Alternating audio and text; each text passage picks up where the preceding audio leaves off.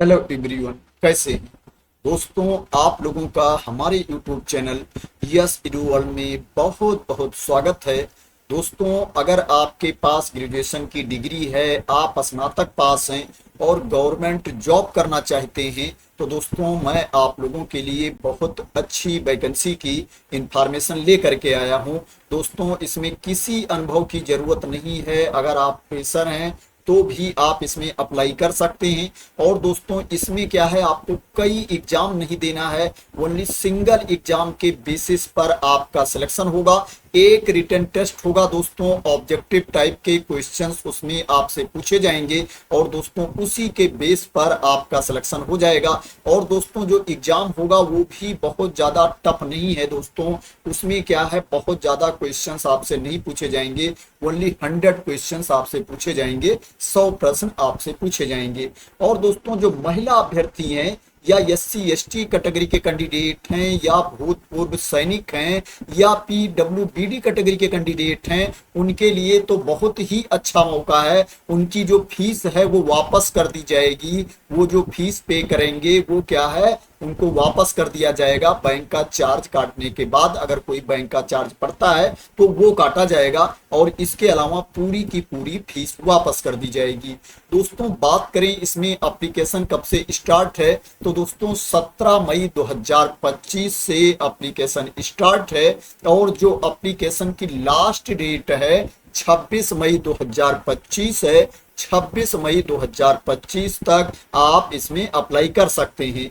बात करें ये वैकेंसी कहाँ पर निकली है, तो दोस्तों ये जो वैकेंसी निकली है ये सेमी कंडक्टर लेबोरेटरी के अंतर्गत वैकेंसी निकली है। ये ministry of electronics and information technology के अंतर्गत आता है और जो पोस्ट है वो असिस्टेंट की पोस्ट है, असिस्टेंट के पद पर भर्ती है। अगर आपका इसमें सिलेक्शन हो जाता है तो ये जो आपकी जॉब होगी ये भारत सरकार के अंतर्गत आएगी, केंद्र सरकार के अंतर्गत आपकी नौकरी होगी। दोस्तों, इससे पहले भी इसका नोटिफिकेशन आया था, लेकिन दोस्तों इसमें दोबारा एप्लीकेशन इनवाइट किया जा रहा है। दोस्तों, जिन्होंने पहले अप्लाई कर रखा है उनको दोबारा अप्लाई करने की जरूरत नहीं है।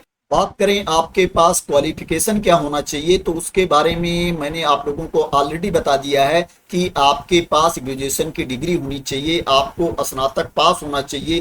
कोई भी ग्रेजुएशन की डिग्री है आपके पास, आप इसमें अप्लाई कर सकते हैं। आपको कंप्यूटर का भी नॉलेज होना चाहिए, कंप्यूटर चलाना आपको आना चाहिए। अब बात करें इसमें आपकी एज कितनी होनी चाहिए, तो इसमें जो मिनिमम एज है 18 ईयर्स है, 18 साल है। और जो अपर एज लिमिट है, मैक्सिमम एज है वो 25 ईयर्स है। 25 साल तक के अभ्यर्थी इसमें अप्लाई कर सकते हैं जिनको अपर एज लिमिट में छूट नहीं मिलती है। और जो छूट की क्राइटेरिया के अंतर्गत आते हैं उनको अपर एज लिमिट में छूट भी मिलेगी, अधिकतम उम्र सीमा में छूट भी मिलेगी। अब बात करें किसको कितनी छूट मिलेगी, तो जो कैंडिडेट एससी कैटेगरी के हैं, एसटी कैटेगरी के हैं, उनको 5 इयर्स की छूट मिलेगी, 5 साल की छूट मिलेगी अपर एज लिमिट में।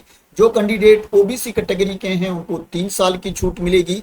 और जो कैंडिडेट पीडब्ल्यूबीडी कैटेगरी के हैं, अनरिजर्व कैटेगरी के, उनको 10 साल की छूट मिलेगी। और ओबीसी कैटेगरी के कैंडिडेट को 13 साल की छूट मिलेगी। और पीडब्ल्यूबीडी एससी एसटी कैटेगरी के कैंडिडेट को 15 साल की छूट मिलेगी। और जो एक्स सर्विसमैन हैं, ईएसएम कैटेगरी के कैंडिडेट हैं, उनको अपर एज लिमिट में सर्विस ईयर्स +3 इयर्स की छूट मिलेगी। तो ये छूट की क्राइटेरिया के बारे में इंफॉर्मेशन थी। अब बात करें इसमें आपको सैलरी कितनी मिलेगी, तो दोस्तों इसमें जो आपको सैलरी मिलेगी पे लेवल 47 सीपीसी के अकॉर्डिंग आपको सैलरी मिलेगी। इसमें जो इनिशियल बेसिक पे है 25,500 रुपीज है, 25,500 रुपए इनिशियल बेसिक पे है। इसमें अदर अलाउंसेज भी जुड़ेंगे, अदर भत्ते भी जुड़ेंगे, तो जो आपकी सैलरी हो जाएगी 48,000 रुपए के आसपास आपको सैलरी मिलेगी।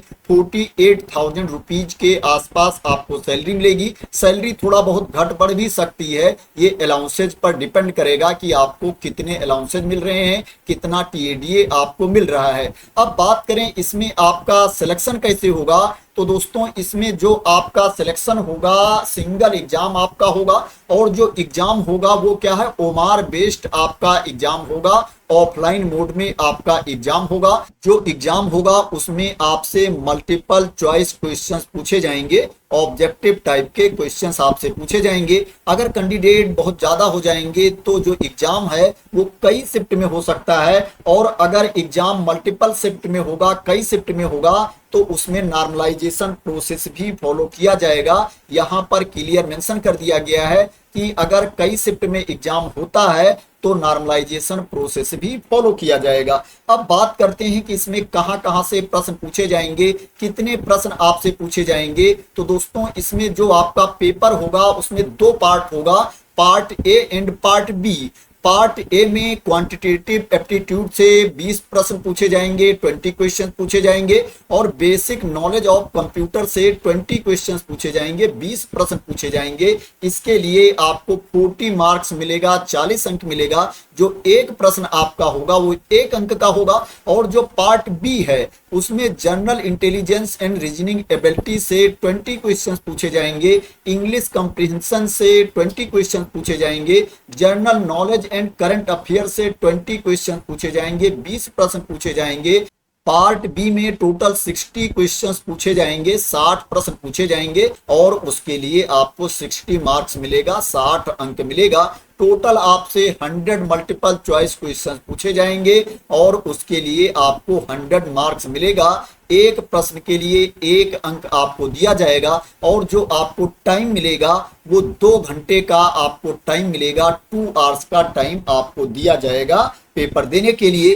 दोस्तों इसमें नेगेटिव मार्किंग भी होगी। अगर आप किसी प्रश्न का गलत उत्तर देते हो तो दोस्तों एक गलत उत्तर के लिए 0.25 मार्क्स आपके काट लिए जाएंगे, 1/4 मार्क्स आपके काट लिए जाएंगे 1 रॉन्ग आंसर के लिए।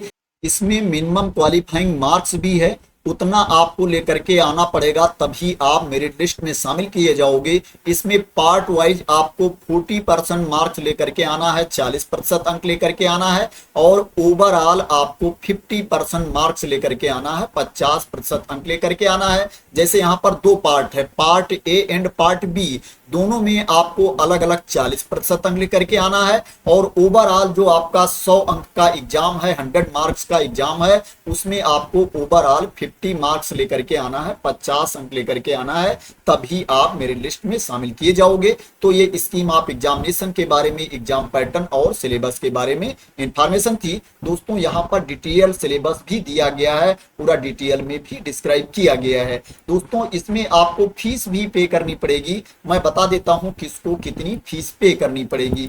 दोस्तों इसमें जो फीस पे करनी पड़ेगी, अगर आप अनरिजर्व कैटेगरी में आते हैं, ईडब्ल्यूएस कैटेगरी में आते हैं, या ओबीसी कैटेगरी के कैंडिडेट हैं, तो दोस्तों आपको 944 रुपीज फीस पे करना पड़ेगा, 944 रुपए फीस आपको पे करना पड़ेगा। इसमें 800 रुपए एप्लीकेशन फीस है, और क्या है 18% जीएसटी है, दोनों मिलाकर के 944 रुपए आपको फीस पे करना पड़ेगा। जो कैंडिडेट एससी कैटेगरी के हैं, एसटी कैटेगरी के हैं, या एक्स सर्विसमैन हैं, पीडब्ल्यूबीडी कैटेगरी के कैंडिडेट हैं, या महिला अभ्यर्थी हैं, उनको 472 रुपए फीस पे करना है, 472 रुपीज फीस पे करना है। इसमें क्या है 400 रुपए एप्लीकेशन फीस है, और 18% जीएसटी है। टोटल जो आपका है 472 रुपए है। इसमें क्या है, जब आप रिटर्न टेस्ट दे दोगे तो जो ये कैंडिडेट हैं एससी कैटेगरी के, एसटी कैटेगरी के, और पीडब्ल्यूबीडी कैटेगरी के, या जो महिला अभ्यर्थी हैं, इनकी फीस वापस कर दी जाएगी। बैंक का चार्ज काटने के बाद पूरी की पूरी फीस वापस कर दी जाएगी। तो ये अभ्यर्थी इसमें जरूर अप्लाई करें, क्योंकि ये परमानेंट गवर्नमेंट जॉब है, और सिंगल एग्जाम से आपका सिलेक्शन होगा। कोई इंटरव्यू इसमें नहीं है, कोई अदर एग्जाम इसमें नहीं है। एक एग्जाम आप दे दोगे, उसके बाद क्या है मेरिट लिस्ट बनेगी, जितनी पोस्ट है उतने कैंडिडेट को सिलेक्ट कर लिया जाएगा टॉप से, और उनको डॉक्यूमेंट वेरिफिकेशन के लिए बुलाया जाएगा। बात करें कि इसमें आपको अप्लाई कैसे करना है, तो दोस्तों इसमें क्या है, आपको ऑनलाइन मोड में अप्लाई करना है। 17 मई से एप्लीकेशन स्टार्ट है। दोस्तों जो अप्लाई करने का लिंक है उसको मैं वीडियो के नीचे डिस्क्रिप्शन में डाल दूंगा, वहां से क्या है आप अप्लाई वाले पेज पर डायरेक्ट जा सकते हैं, और दोस्तों जो ये नोटिफिकेशन वाली पीडीएफ है इसका भी लिंक मैं वीडियो के नीचे डिस्क्रिप्शन में डाल दूंगा। वहां से आप इस एडवर्टाइजमेंट को ओपन कर सकते हैं और अप्लाई करने से पहले पूरी डिटेल्स देख सकते हैं। प्लस दोस्तों मैं आप लोगों को वेबसाइट पर ले चलता हूं और बताता हूं कि आप अपने आप वेबसाइट पर जाकर के इस नोटिफिकेशन को कैसे देख सकते हैं। दोस्तों ये ऑफिशियल वेबसाइट है। जब ये वेबसाइट आप ओपन कर लेंगे तो दोस्तों आप देखेंगे यहां पर दिया गया है इंगेज विद अस।